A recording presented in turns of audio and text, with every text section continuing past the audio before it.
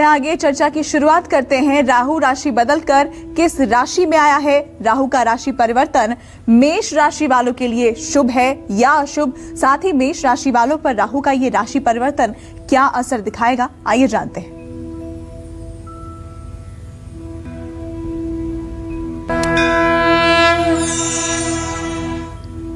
तेईस सितंबर को राहु 18 महीने के लिए वृषभ राशि में आ गया है।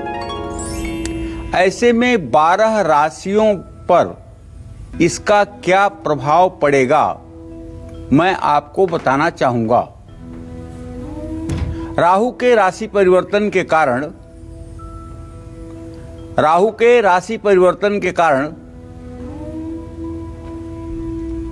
मैं आपको बताना चाहूंगा कि अपने आने वाले 1.5 सालों तक आपकी वाणी में कठोरता आ सकती है। आपके वाणी में कठोरता आ सकती है और कुंडली के दूसरे भाव में धन और कुटुंब का भाव कहा जाता है। दूसरे भाव में राहु का परिणाम शुभ नहीं रहता है। ये मेष राशि के जातकों के लिए है। राहु के राशि परिवर्तन के कारण आने वाले 1.5 वर्षों तक आपके तरक्की में, आपके वाणी में कठोरता दिखाई देगी। वाणी में कठोरता की संभावना है। राहु एक पापक ग्रह है। जब ये द्वितीय कुटुंब भाव पर बैठता है तो ऐसा आदमी कटु वचन बोलने वाला होता है, नशा करने वाला होता है, किसी प्रकार का एडिक्ट बन जाता है, जिसका परिवार और प्रियजनों के साथ वाद विवाद के रूप में परिणति होती है।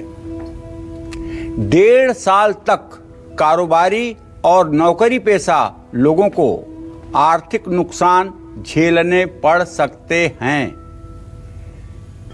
आप पर आपके विरोधी भी हावी होने की कोशिश करेंगे। नौकरी पेशा लोग अपने कार्यस्थल पर तनाव महसूस कर सकते हैं। 1.5 साल तक राहु से अपनी रक्षा करने के लिए भगवान शिव की पूजा करिएगा और दुर्गा सप्तशती में दुर्गा अष्टोत्तर शतनाम जो है, अगर उसका सुबह शाम आप पाठ करेंगे और चंदन का इत्र नहाने के बाद अपने शरीर में लगाएंगे तो मैं दावे के साथ कह सकता हूं कभी राहु की वजह से आपके जीवन पर कोई दुष्प्रभाव नहीं पड़ेगा। और ध्यान रखिएगा, अगर आपने फैशन में कटे फटे कपड़े पहने तो समझ लीजिएगा कि राहु एक एक रुपए के लिए आपको मुहताज कर देगा और पैसा इतने गलत जगह पर इस्तेमाल करवाएगा जिसकी कोई सीमा नहीं। इसलिए इन 1.5 सालों में आपको बहुत ही अच्छे से सज संवर कर रहना चाहिए। कभी भी फटे पुराने कपड़े नहीं पहनना चाहिए, फटे पुराने जूते चप्पल नहीं यूज करना चाहिए और जिस कपड़े की सिलाई उघड़ी हुई हो ऐसे कपड़े भी आपको नहीं धारण करने चाहिए। और सबसे बड़ी बात, अगर संभव हो तो नहाते समय पानी में थोड़े से चंदन का भूरा डाल करके स्नान करें। अगर ऐसा संभव नहीं है तो नहाने के बाद चंदन का इत्र अपने शरीर में जरूर लगाएं, लेकिन ये इत्र सायंकाल न लगाएं, सुबह के ही समय लगाएं। चंदन का इत्र लगने से भी राहु की प्रसन्नता मिलती है। जय मां विंध्यवासिनी।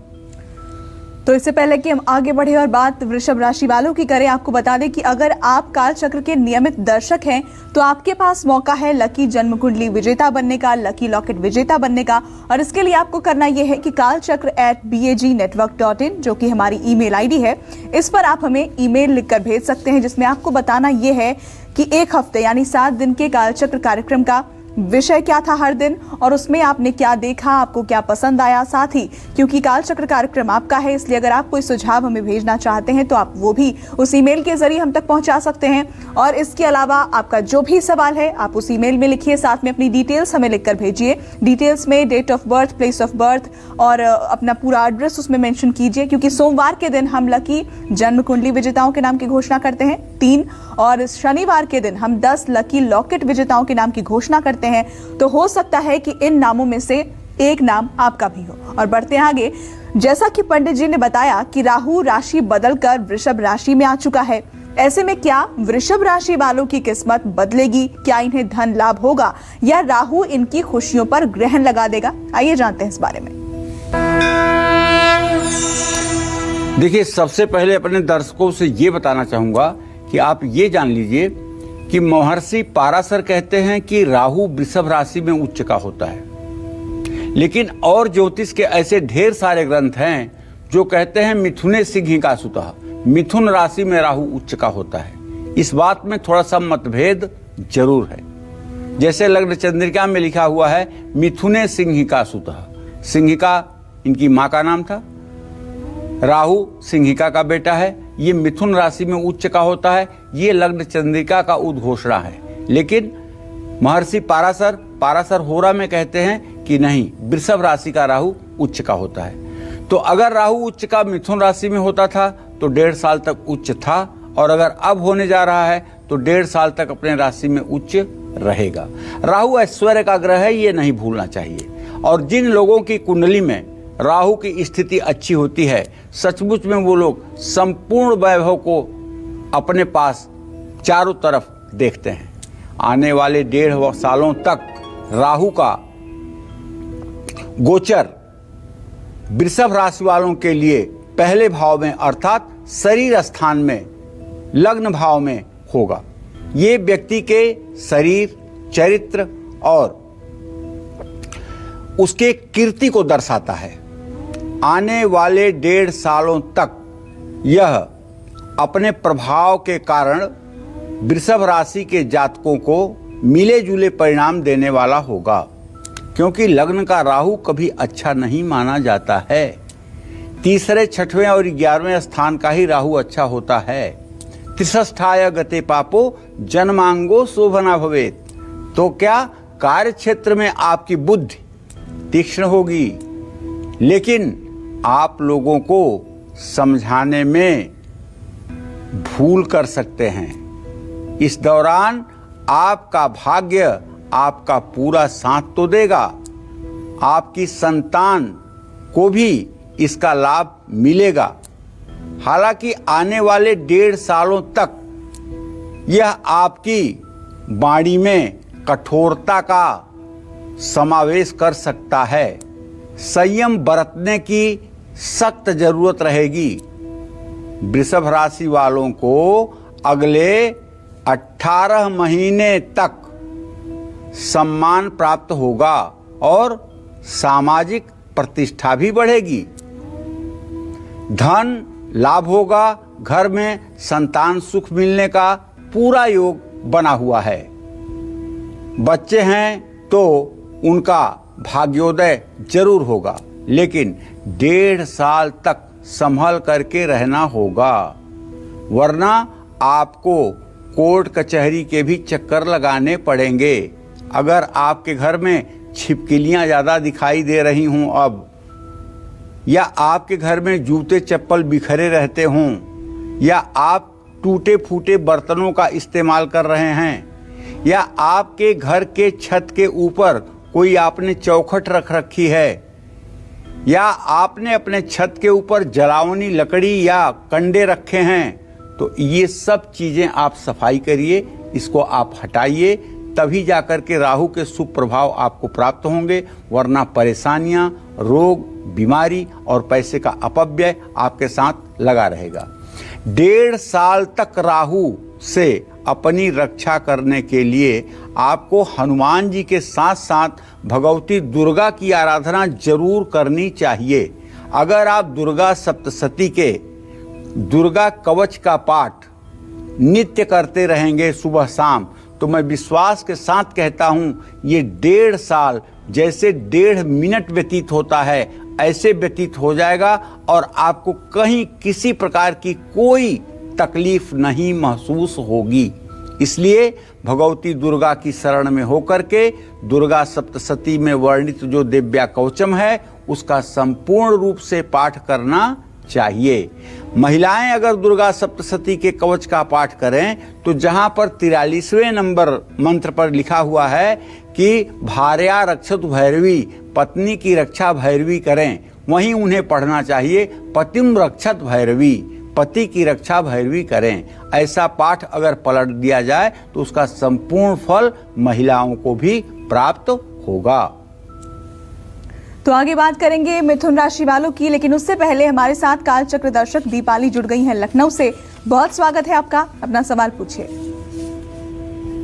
हेलो, मेरा नाम शिवानी बरेली से बोल रही हूँ, यूपी से। जी हाँ बोलो दीपाली। प्रणाम पंडित जी। सुखी रहो बेटा, जोर से बोलो।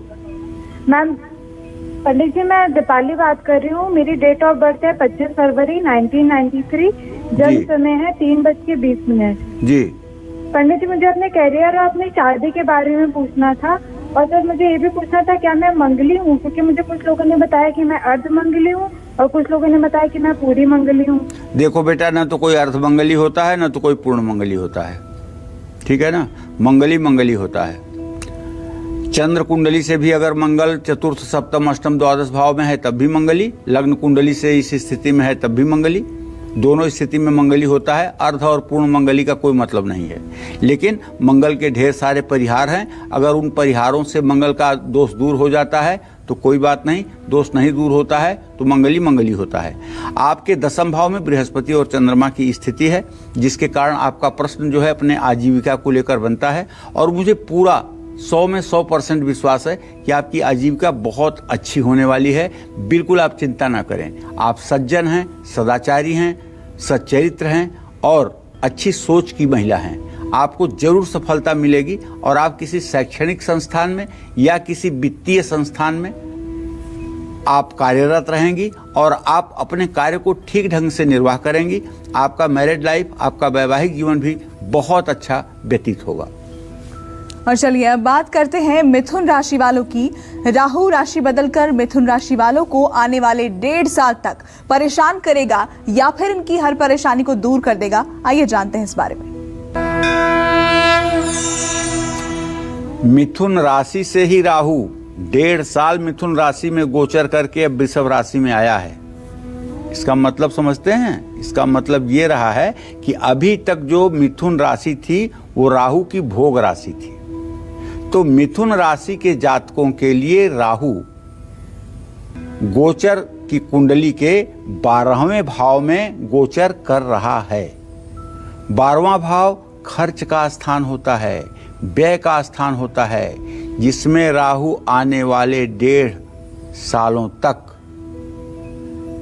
आपको प्रतिकूल परिस्थितियों में डाल सकता है। नौकरी में स्थानांतरण का योग बन रहा है या नौकरी में कई मुश्किलों का सामना करना पड़ सकता है। राहु के कारण कुछ पुराने रोग दोबारा उत्पन्न हो सकते हैं, जिनसे कष्ट बढ़ेगा। अचानक खर्च बढ़ सकता है, जिससे आर्थिक स्थिति डामाडोल हो सकती है। किसी प्रकार की राहु आपको अपने परिचय से दूर करने की कोशिश करेगा। आने वाले 1.5 सालों तक आपको आपके सेहत का पूरा सहयोग नहीं प्राप्त होगा। सेहत का आपको ध्यान रखना होगा। हालांकि विदेश से शुभ समाचार और विदेश से जुड़ा कोई कार्यभार करने वालों के लिए समय ठीक कहा जा सकता है, अच्छा कहा जा सकता है। आने वाले 1.5 सालों तक मिथुन राशि के जातकों को सोच समझ करके निवेश करना चाहिए। देखिए, व्यय भाव में जब राहु जाता है तो ऐसे आदमी का रोग, बीमारी और ब्याज पर सबसे ज्यादा पैसा खर्च होता है। घर में इतने लोग बीमार रहने लगे कि उसमें पैसे की बर्बादी हो, ब्याज इतना आपको हर महीने देना पड़े कि उससे आपकी आर्थिक स्थिति खराब हो, कोई रेंट ऐसा आप दे रहे हैं जिससे कोई फायदा आपको नहीं मिल रहा है लेकिन मजबूरी है कि आपको देना पड़ रहा है, जिससे आपकी आर्थिक स्थिति खराब हो। तो 12वें का राहु ये सब ड्रामा करता है। ऐसे में मैं आपको यही कहना चाहूंगा कि आप कुछ मत करिए, सिर्फ भगवती महालक्ष्मी की शरण में जाइए और प्रातः सायंकाल स्नान करके सूर्य को अर्घ्य देकर 24 बार गायत्री मंत्र बोल करके भाव विभोर होकर के लक्ष्मी का अपने हृदय में ध्यान करके श्री सूक्तम और कनकधारा स्तोत्र का पाठ करिए। श्री सूक्तम और कनकधारा स्तोत्र का सुबह शाम अगर आपने पाठ करना शुरू किया और सोमवार को किसी शिव मंदिर में जाकर के जल दूध बेलपत्र चढ़ाने के बाद दोनों हाथों में बेलपत्र और सफेद फूल लेकर के शिव तांडव स्तोत्र पढ़ करके अगर शिवलिंग पर आपने मंत्र पुष्पांजलि डाली तो मैं दावे के साथ कह सकता हूं कि आपका एक दिन भी खराब नहीं जाएगा।